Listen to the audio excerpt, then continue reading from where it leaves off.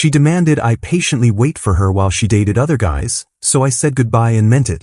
What I didn't expect was how desperately she'd try to track me down when her backup plan finally moved on. I'm Marcus, 28, and I work as an insurance adjuster in Tampa. Not the most exciting job, but it pays well and gives me the stability I've always valued. For 4 years, I thought I had built something solid with Chloe, a 26-year-old receptionist at a local veterinary clinic. We weren't the flashiest couple, but we had real plans together. Weekend trips to Clearwater Beach, saving up for a down payment on a house, talking about getting engaged after she finished her certification program. I liked our predictable rhythm, Sunday morning farmers markets where we'd sample honey and buy fresh flowers for our kitchen table, cooking dinner together during the week while she told me stories about the animals she'd helped that day, Netflix binges where we'd actually watch the shows instead of scrolling our phones. Chloe seemed happy with our life too, always talking about the little house with a yard she wanted for her future rescue dogs, how she loved that I remembered to DVR her veterinary shows, the way I'd bring her coffee on her early shifts when she had to open the clinic. She'd curl up against me during our evening walks around the neighborhood, pointing out houses she liked, discussing which ones had good potential for the dogs she wanted to foster someday. I was saving steadily for an engagement ring, had even started browsing jewelry stores during my lunch breaks, imagining the moment I'd propose on the beach where we'd had our first real conversation about the future we wanted to build together. Our relationship felt like a comfortable sweater, not flashy, but warm and reliable, the kind of thing you reach for when you want to feel safe. Then Sterling and Associates happened, and everything I thought I knew about the woman I loved started unraveling faster than a bad insurance claim. When Chloe landed a position at this high-end real estate firm that specialized in luxury waterfront properties, I was genuinely proud of her. She'd been stuck answering phones at the vet clinic for 3 years, dealing with anxious pet owners calling about their sick cats at 6 in the morning and barely making above minimum wage despite her natural talent for calming people down in crisis situations. This was her chance to use her people skills in a field that actually paid commissions, to finally earn the kind of money that would accelerate our savings goals and maybe let us take that honeymoon in Greece we'd been planning. I even helped her pick out her interview outfit, lending her money for professional headshots when she said it would help her land bigger clients, driving her to the office for her final interview because she was too nervous to trust herself behind the wheel.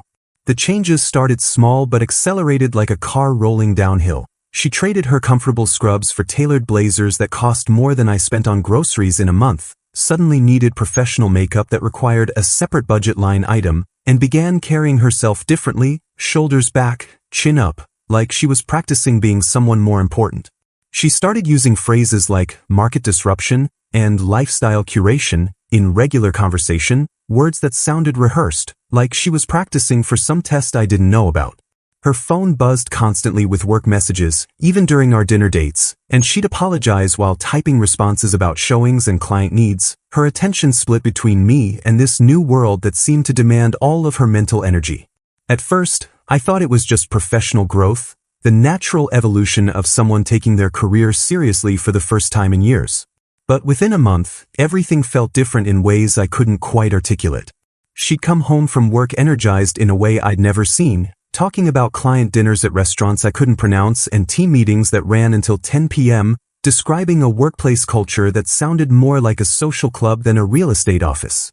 The woman who used to fall asleep watching Discovery Channel documentaries was suddenly too wired to settle down before midnight, scrolling through luxury property listings and industry newsletters until the early morning hours, muttering about market trends and investment opportunities I'd never heard her express interest in before.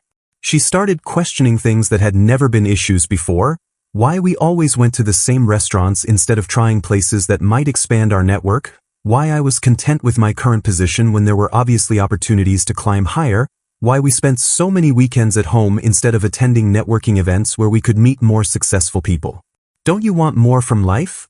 she asked one evening while I was grilling burgers on our apartment balcony, the same balcony where she used to say she felt luckiest watching the sunset with me and planning our future together. The question hit me wrong because it implied our life together wasn't enough, that 4 years of building something steady was somehow settling for less than we deserved. She began comparing our relationship to her new coworkers' lifestyles, mentioning how her team leader drove a Porsche and took spontaneous trips to Key West, how her colleague Sarah was dating 3 different guys and loving the excitement of keeping her options open, How everyone at Sterling seemed to be living these dynamic, adventure-filled lives that made our quiet evenings feel ordinary and small. I realized later that her new colleagues had been feeding her a completely different philosophy about relationships, success, and what young people should be doing with their lives, but at the time, I just felt confused about when contentment had become a character flaw, when stability had become synonymous with boring, when the future we'd planned together had started feeling like a prison she wanted to escape. The name Logan Pierce started appearing in Chloe's conversations like a song stuck on repeat, and I should have paid closer attention to the reverent way she said it. Logan was her team leader at Sterling & Associates, a 36-year-old divorced real estate mogul who drove a silver Porsche 911 and seemed to treat the Tampa luxury market like his personal playground. According to Chloe, Logan had closed over $15 million in sales the previous year, owned a waterfront condo in Hyde Park with floor-to-ceiling windows overlooking the bay, and maintained the kind of lifestyle that appeared effortless but probably cost more than I made in 2 years. What I didn't realize was that Logan Pierce was systematically dismantling my relationship from the inside out, one philosophical conversation at a time, using the kind of manipulation techniques that would make a cult leader proud. It started with innocent mentions during dinner, how Logan had shared insights about market timing during their team meeting, how he'd recommended a book about maximizing personal potential that everyone successful should read, how he'd explained that successful people think differently about commitment and opportunity than average folks do. Chloe would relay these conversations with the enthusiasm of someone who discovered a new religion, hanging on every word this man said like he was dispensing wisdom from Mount Sinai instead of real estate advice from a conference room. Logan says that people who commit too young often miss out on discovering their true potential. She mentioned one evening while we were folding laundry, a domestic task that suddenly seemed to bore her in ways it never had before. He thinks traditional relationships can be limiting if both people aren't growing at the same pace or pushing each other toward bigger goals. I looked up from matching socks, sensing something dangerous in the casual way she delivered this observation, like she was testing the waters to see how I'd react. What does that mean exactly? Just that maybe we're supposed to explore more before we settle down permanently. Logan dated around until he was 34, experiencing different types of connections and learning what he really needed in a partner, and he says it made him a much better husband when he finally got married. The fact that Logan's marriage had ended in an expensive divorce just 2 years later seemed completely lost on her, but I didn't point out that particular irony yet. Logan's influence grew stronger through months of after-work conversations and team dinners that stretched later and later into the evening, events that seemed to blur the line between professional development and social manipulation. Chloe would come home energized by discussions about personal growth, financial freedom, and what she called maximizing life experiences, concepts that sounded like self-help book titles rather than actual relationship advice. She started questioning whether people in their 20s should be making long-term commitments when there was so much world to explore, so many potential connections to discover, so many versions of themselves they hadn't tested yet in different relationship dynamics. Logan apparently had a well-developed theory that monogamy was an outdated social construct that prevented people from reaching their full potential, especially successful people who had more options than the average person and shouldn't limit themselves out of conventional thinking. Think about it. Chloe said one night after returning from what she called a strategic dinner with potential clients, though I noticed she'd been drinking wine and her lipstick was completely gone, replaced by what looked like nervous energy. Logan's weekend yacht parties include doctors, lawyers, entrepreneurs, people who are actually building something significant with their lives. Meanwhile, we're home watching Netflix and talking about getting a dog like we're already retired. The comparison stung because it was clearly deliberate, designed to make our life together seem small and unambitious compared to Logan's sophisticated social circle of high achievers who apparently never settled for ordinary. I'd started noticing that Chloe's phone buzzed with text messages at all hours, messages she'd glance at quickly before putting the phone face down on the table with a secretive expression I'd never seen before. When I asked about the constant contact, she explained that Logan preferred to communicate directly with his team rather than going through formal channels, that he believed in building personal relationships that transcended typical workplace boundaries and created deeper loyalty. It's mentorship, she said when I pointed out that her mentors seemed to text her at midnight about things that didn't sound remotely work-related. Logan invests in people he sees real potential in. He's teaching me how to think bigger, how to position myself for real success instead of just accepting whatever life hands me and calling it enough. The real revelation came when I discovered text messages between them dating back 2 months, conversations that revealed just how long Logan had been working to reshape Chloe's perspective on our relationship and her future possibilities. I wasn't snooping intentionally. Her phone had been buzzing incessantly during a movie, and she'd asked me to check if it was something important while she was in the bathroom dealing with what she claimed was an upset stomach. What I found were months of carefully crafted messages designed to plant seeds of doubt about everything we'd built together, a systematic psychological campaign that would have impressed professional manipulators. Logan had been telling her that people who commit young often experience severe FOMO later in life when they realize what they've missed, that successful individuals always keep their options open to maximize opportunities, that she was too dynamic and attractive to limit herself to one person during what should be her prime exploration years. He'd been framing our stable, committed relationship as a limitation on her potential rather than a foundation for growth, suggesting that she was settling for comfort and familiarity instead of pursuing the greatness she deserved. The messages revealed a systematic campaign to convince Chloe that traditional monogamy was holding her back from discovering her true self and achieving the kind of life that someone with her looks and intelligence should naturally expect. Logan had been positioning himself as the enlightened alternative, the man who understood that modern women shouldn't have to choose between love and personal growth, who believed that exploring multiple connections simultaneously was actually healthier and more honest than committing to one person out of fear, convention, or limited thinking. By the time I understood what was happening, Logan had already convinced Chloe that wanting exclusivity was a sign of insecurity and controlling behavior, that truly confident people didn't need to control their partner's choices, and that she owed it to herself to explore what else was possible before making any permanent decisions about a future that might be smaller than what she could achieve. After Chloe delivered her ultimatum about wanting to explore other connections, while keeping me as her safety net, I executed a complete digital erasure strategy that would have impressed a witness protection specialist. Within 12 hours of her telling me she needed me to patiently wait while she figured out what she really wanted, I had blocked her across every social media platform, changed my phone number, updated my relationship status on dating apps to single, and systematically removed every trace of our 4-year relationship from my online presence. I deleted hundreds of photos, untagged myself from her posts, and even changed my Netflix password since she'd been using my account to watch her reality TV shows. The panic began within hours as Chloe discovered she had no way to monitor my reaction, gauge my emotional state, or maintain the kind of contact that would let her control the narrative of our breakup. I found out later through mutual friends that she tried calling my old number repeatedly, getting increasingly frantic when she realized it had been disconnected, then frantically checking all my social media accounts only to discover she'd been completely blocked everywhere.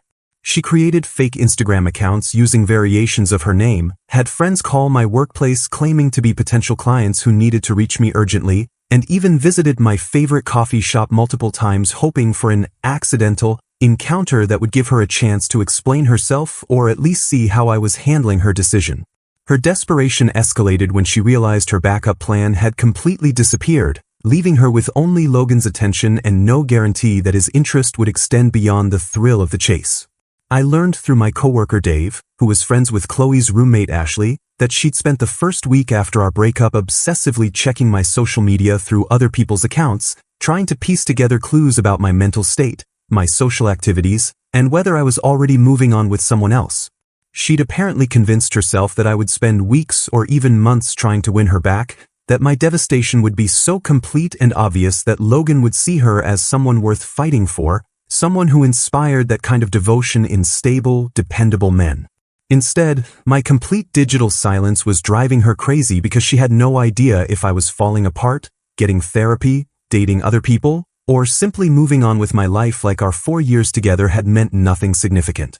The fact that I wasn't begging, pleading, or even acknowledging her decision was apparently more disturbing to her than if I'd shown up at her workplace making dramatic scenes or sending long emotional texts about how much I needed her. She'd expected heartbreak, desperation, maybe even some kind of romantic gesture that would prove to Logan how much she was valued, but instead got complete indifference that made her question whether our relationship had ever meant as much to me as it had to her. Ashley reported that Chloe was staying up late scrolling through old photos of us, trying to analyze whether I'd ever really loved her or if I was just more emotionally detached than she'd realized, wondering if maybe Logan was right about her overestimating the significance of our connection. The silence was eating at her because it gave her no ammunition to use in conversations with Logan, no dramatic stories about a devastated ex-boyfriend who couldn't handle losing her, no evidence that she was the kind of woman men fought for rather than simply walked away from when she made herself unavailable. My complete disappearance from her life had turned her grand gesture of independence into a lonely reality where she was starting to realize that having options didn't automatically make you valuable to the people who actually mattered. Logan's interest in Chloe evaporated faster than morning dew once he realized she had blown up her stable relationship for him, and the transformation from confident mentor to dismissive player was both swift and brutal. What Logan had found attractive was the challenge of seducing someone who was supposedly committed to another man, the thrill of winning a competition he'd created in his own mind, but a single, available Chloe desperate for his validation held absolutely no appeal for someone who thrived on conquest rather than commitment. The first sign came when Chloe tried to define their relationship after our breakup, expecting the deeper connection he'd promised during all those late-night conversations about modern relationships and personal growth. "What are we doing here, Logan?" she asked during what she thought was a romantic dinner, only to watch his expression shift from charming to cold in the span of seconds. "We're having fun, Chloe. That's what this is about. Fun, exploration, keeping things light and exciting without all the heavy relationship drama." He began openly flirting with newer team members right in front of her, treating the young marketing coordinator Emma like she was the most fascinating person in the office while dismissing Chloe's attempts to engage him in the philosophical discussions that had once seemed so important to him. When Chloe confronted him about his obvious interest in Emma, Logan delivered the reality check she should have seen coming months earlier. "I never promised you exclusivity, Chloe. That's exactly the kind of conventional thinking I've been trying to help you move beyond. Mature people can appreciate multiple connections without getting possessive or clingy about it." The man who had spent months convincing her that successful people keep their options open was now using that exact philosophy to justify treating her like just another option in his rotation, someone he could enjoy when convenient but dismiss when something more interesting came along. Chloe's work performance plummeted as she became obsessed with winning Logan back, missing client appointments because she was too busy analyzing his interactions with other women, making errors on important contracts because her attention was completely consumed by trying to decode his mixed signals. She started staying late at the office hoping for private moments that never came, volunteering for weekend events where Logan might be present, and positioning herself in his line of sight during meetings like a teenager with a hopeless crush. Her colleagues grew tired of the workplace drama she was creating, the tension that followed her around like a dark cloud, the way she'd monopolize conversations trying to get Logan's attention or create artificial reasons to collaborate with him on projects. The professional reputation she'd worked so hard to build was crumbling as people began to see her as the office drama queen rather than the competent agent she'd once been. The final blow came when she was eventually terminated for unprofessional conduct after confronting Logan's new interest Emma during a client meeting, creating such an uncomfortable scene that the potential buyers walked out without signing the contract that would have netted the company a six-figure commission.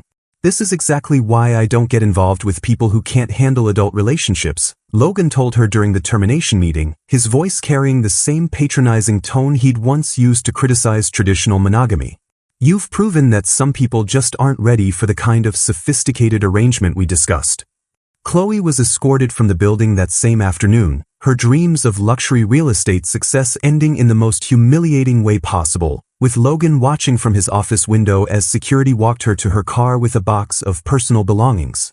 The man who had convinced her to throw away 4 years of stability for the promise of something better had discarded her the moment she became inconvenient, leaving her unemployed, relationshipless, and facing the reality that everything I had represented, loyalty, consistency, genuine care, was exactly what she'd lost in pursuit of an illusion that had never been real. I began attending therapy and joined the Tampa Bay Sailing Club, discovering passions I had neglected during my years of managing Chloe's high-maintenance lifestyle and constant need for validation. Dr. Sarah Martinez, my therapist, helped me understand that I'd been carrying the emotional weight of 2 people in our relationship, always anticipating Chloe's needs, managing her moods, and making myself smaller to accommodate her growing demands for excitement and status. You've been living like a supporting character in your own life, she observed during one of our sessions, words that hit harder than I expected because they were absolutely true. For 4 years, I'd been so focused on being the perfect boyfriend for someone who was never satisfied that I'd forgotten what actually made me happy beyond making her happy. The sailing club became my sanctuary, a place where I could focus on the simple pleasure of working with wind and water, of learning knots and navigation, of being part of a community that valued skill and teamwork over flash and status. I reconnected with college friends who commented on how much happier and more relaxed I seemed without the constant stress of trying to keep up with Chloe's escalating expectations and social comparisons. "Dude, you're actually laughing again," my friend Mike observed during a barbecue at his place, and I realized he was right. I'd forgotten how good it felt to enjoy simple pleasures without someone critiquing them as boring or insufficient. Through the sailing club, I met Kelly, a 29-year-old marine biology graduate student who shared my love for the ocean and appreciated quiet evenings discussing books, future goals, and the kind of life we wanted to build rather than the lifestyle we wanted to project. Kelly was different from Chloe in every way that mattered. She insisted on splitting expenses for dates, had her own established friend group that didn't revolve around networking or social climbing, and made me feel valued for who I was rather than what I could provide or how I made her look to other people. "I love how present you are," she told me one evening as we watched the sunset from her apartment balcony, a simple observation that reminded me how exhausting it had been to constantly compete with Chloe's phone, her work drama, and her endless comparisons to other people's lives. Kelly never needed me to prove my worth through expensive dinners or elaborate gestures. She was genuinely content with beach walks, cooking together, and conversations that lasted hours without either of us checking social media or worrying about appearing successful to outside observers. When I posted a photo of Kelly and me at a regatta 6 months later, just a simple picture of us laughing together in matching sailing team shirts, it triggered a massive emotional breakdown from Chloe, who had been monitoring my life through mutual friends and apparently hadn't expected me to move on so completely or so happily. Ashley later told me that Chloe had spent an entire evening crying and calling me heartless for replacing her so easily, convinced that my ability to find happiness without her proved I'd never really loved her the way she thought I had. The irony wasn't lost on me that the woman who had wanted to explore her options while keeping me as a backup was devastated to discover I'd found someone who actually wanted to be with me, someone who saw our relationship as an opportunity to build something together rather than a safety net to fall back on when more exciting options didn't work out. Kelly and I started talking about moving in together, planning trips to marine research stations where she could pursue her doctorate work, discussing the kind of future that felt both ambitious and achievable because it was based on shared values rather than Instagram-worthy appearances. Chloe's attempts to regain contact became increasingly desperate and manipulative, escalating from casual social media stalking to behavior that genuinely concerned the people around her. She started showing up at my apartment complex, lurking in the parking lot hoping to catch me coming or going, sometimes sitting in her car for hours until other residents began to notice and feel uncomfortable about the strange woman who seemed to be surveilling the building. When direct confrontation failed, she switched tactics and began sending expensive gifts with handwritten letters. A $200 bottle of wine with a note about how it reminded her of our first anniversary, a leather portfolio for work with a card saying she'd always believed in my potential, flowers delivered to my office with messages about how sorry she was for not appreciating what we had. I returned everything unopened, but she persisted, apparently convinced that the right gesture would crack my resolve and remind me of what we'd once shared. Her behavior became more concerning when she started contacting my family members with fabricated stories about being worried about my mental health, calling my mother to express concern that I was isolating myself and might be having a breakdown that required intervention from people who cared about me.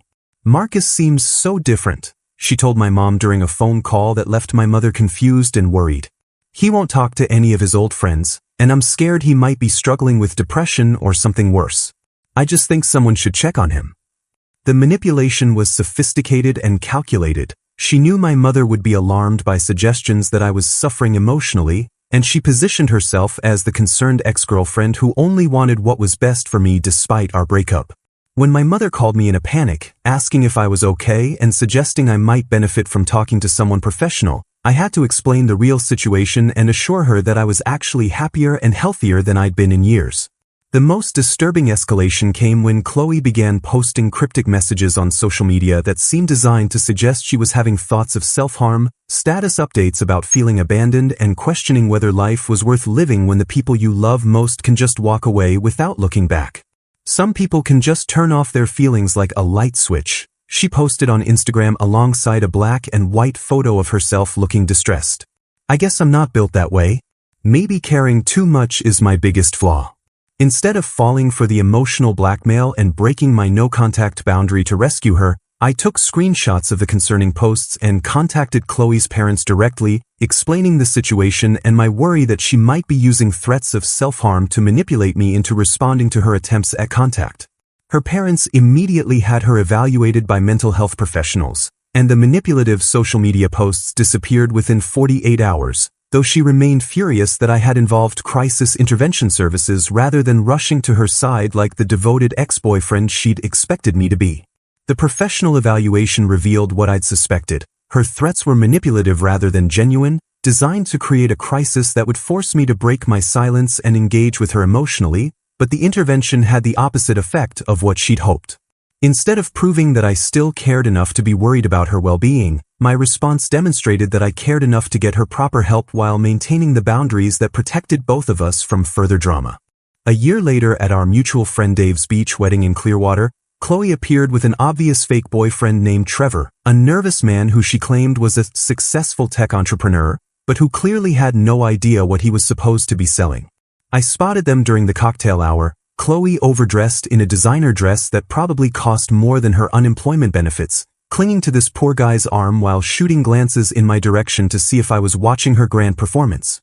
Trevor looked deeply uncomfortable, constantly checking his phone and fidgeting with his tie like he'd rather be anywhere else, while Chloe kept making loud comments about their upcoming trip to Napa Valley and his latest business acquisition that sounded suspiciously vague and rehearsed.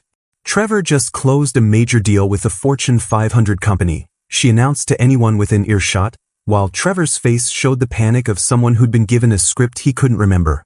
During a quiet moment when Kelly was chatting with the bride's family, Chloe approached me alone, her fake confidence crumbling the moment she was away from her hired audience. "Marcus, can we talk for a minute?" she asked, her voice smaller than I'd heard it in years, the bravado she'd been performing all evening completely gone. "I need to tell you something." I followed her to a quieter section of the beach, curious about what confession was coming but already knowing it wouldn't change anything between us. "Trevor isn't my boyfriend," she admitted, tears starting to flow as the weight of her deception became too much to maintain.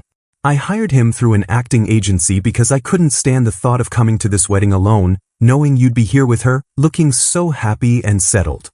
The desperation in her voice was genuine now, stripped of all the manipulation and performance that had characterized her behavior for the past year. "I thought if you saw me with someone successful, someone who seemed like he could give me the lifestyle I thought I wanted, maybe you'd realize what you'd lost and fight for me."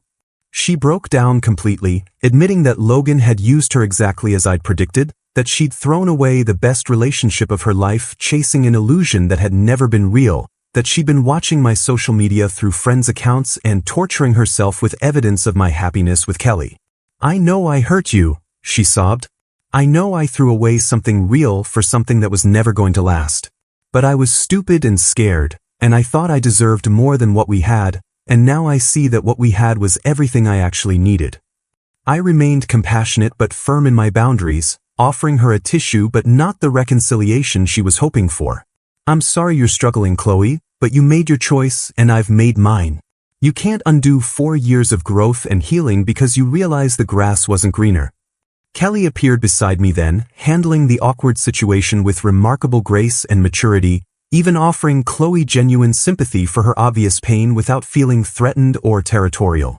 "I hope you find what you're looking for," Kelly told her kindly, taking my hand as we walked back toward the reception where our friends were celebrating love that was real, committed, and built on mutual respect rather than manipulation and regret. The story concluded 6 months later with Kelly and my engagement announcement, a simple post about our plans to build a life together, which prompted Chloe's final bitter text message expressing disbelief that I had moved on so easily from our 4 years together, completely missing the irony that she was the one who had moved on first, only to discover that moving on and moving up weren't the same thing.